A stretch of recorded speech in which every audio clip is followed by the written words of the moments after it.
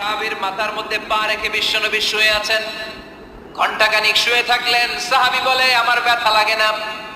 বিশ্বনবী শুয়ে আছেন, হঠাৎ করে বিশ্বনবী ঘুম থেকে জাগলেন, কিন্তু এই সাহাবীর রানের উপর থেকে মাথা তোলেন নাই।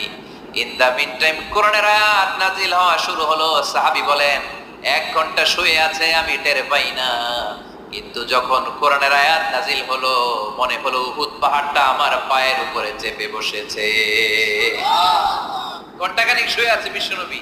সাইয়েদনা যায়েদ রাদিয়াল্লাহু তাআলা আনহু রানের মধ্যে মাথা রেখে, উনি টেরই পাচ্ছেন না, কিন্তু ইন দ্য মিন টাইম হঠাৎ করে সাইয়েদনা জিবরিল কোরআনের আয়াত নিয়ে আসলেন। বিষ্ণু ইসা ইসলাম কোরআনের আয়াত রিসিভ করতে শুরু, যখনই কোরআনের আয়াত নাজিল হলো সাহাবী বলেন বিশ্বনবীর মাথার ওজনটা এত বেড়ে গেল আমার মনে হচ্ছে মুহূর্তের মধ্যে আমার পায়ের রান ফেটে খান খান হয়ে যাবে। তার মানে এই কোরআনের মধ্যে পাওয়ার আছে না নাই? এটাকে হালকা বাণী না ভারী বাণী?